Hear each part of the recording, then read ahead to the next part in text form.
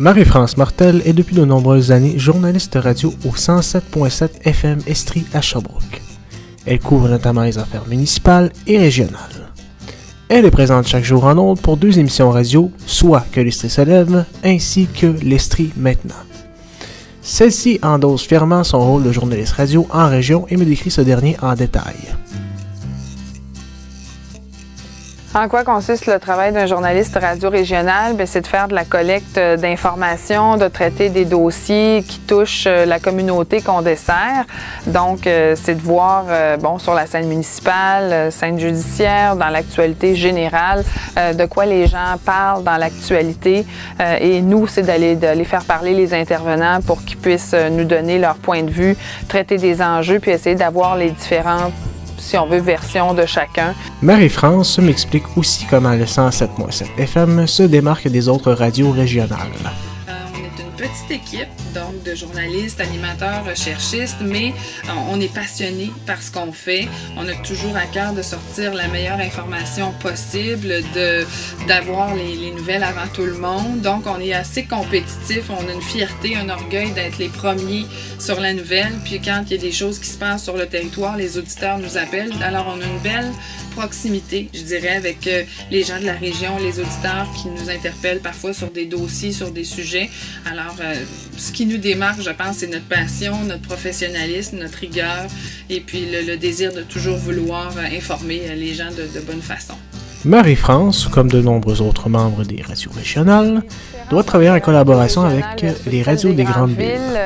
Celle-ci m'explique en détail les différences qui existent entre ces deux types de radios. Les communautés locales, mais le traitement de l'information est vraiment le même, c'est-à-dire d'avoir une information qui est rigoureuse, objective, qui est capable d'aller au fond des choses. La différence avec les radios de Montréal, c'est l'auditoire qui est plus large, donc un plus grand nombre d'auditeurs, peut-être des sujets qui sont plus nationaux, versus les radios régionales qui vont parler de sujets locaux qui concernent la communauté directement à qui on s'adresse. Marie-France m'explique qu'il n'y a pas de compétition entre les radios régionales et celles des grandes villes, mais bien entre les radios régionales du Québec. Et les radios provinciales.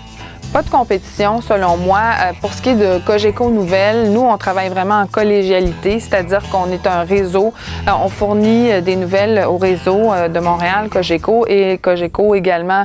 Donc, nous, on utilise leurs nouvelles. Donc, il n'y a pas de compétition, je te dirais, entre les radios montréalaises versus celles des régions pour ce qui est de Cogeco. C'est sûr qu'entre différents propriétaires de radios, oui, il peut y avoir une certaine compétition parce qu'on se bat pour des parts de marché.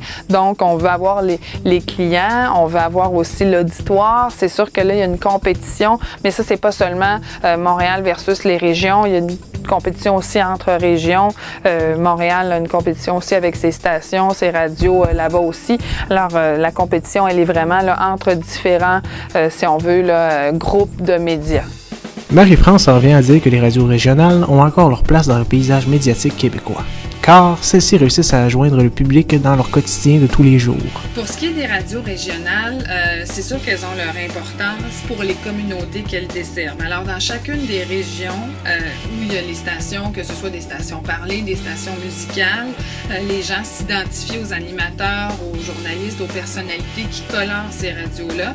Alors, c'est sûr qu'elles se positionnent dans si on veut, une importance d'information locale et régionale, d'être proche des communautés, versus les stations plus de grandes villes comme Montréal ou Québec, où là, on ratisse plus large. Il y a quand même une notion de proximité, mais je te dirais que les petites radios, parce que dans les petites communautés, parfois, il y a des radios communautaires et tout ça, c'est vraiment une notion de s'identifier aux gens puis d'entendre ce qui touche les gens, finalement. Alors, c'est plus un positionnement, je te dirais, de proximité. Pour ce qui touche le financement des radios régionales, Marie-France m'explique qu'elle trouve ce dernier principalement dans l'achat et la diffusion de publicité sur leur ondes. Je dirais que le financement. les stations privées, c'est pas comme Radio-Canada où il y a des subventions qui viennent du gouvernement du Canada. Donc, elles survivent de par les clients qui achètent de la publicité sur leurs ondes.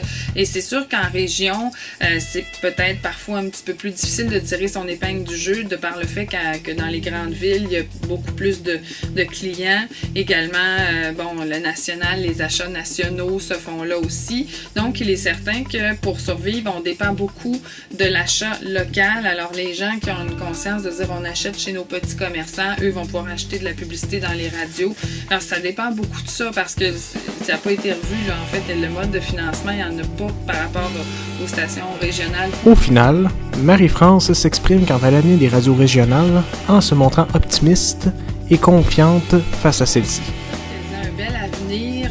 C'est sûr qu'il y a une crise actuellement qui touche tous les médias, que ce soit écrit, télévisuel, radiophonique, de par l'omniprésence du numérique, de Facebook, des réseaux sociaux qui menacent parfois justement les médias dits traditionnels. Alors, pour ce qui est de l'avenir, c'est de voir, parce que la radio a toute son importance encore, on est capable d'aller toucher les gens dans le quotidien. C'est un média qui est rapide, de proximité. Donc, je pense que la radio, à cet égard-là, se distingue. C'est pas lourd comme, par exemple, en télé ou à l'écrit ou numérique, gruge pas mal de journaux papier. Mais, on souhaite qu'il y ait un bel avenir, mais c'est tout peut-être en redéfinition. Il faut se positionner aussi parce que les réseaux sociaux, il faut quand même y être. On a un site Internet, on a une page Facebook au 107.7 où on les utilise, ces médias-là.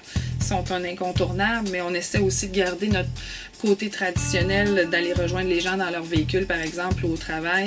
Alors, je pense qu'il y a un bel avenir pour la radio. C'est juste qu'une redéfinition et c'est de trouver le moyen de garder ça là, proche des gens. Je pense que c'est là que ça se situe.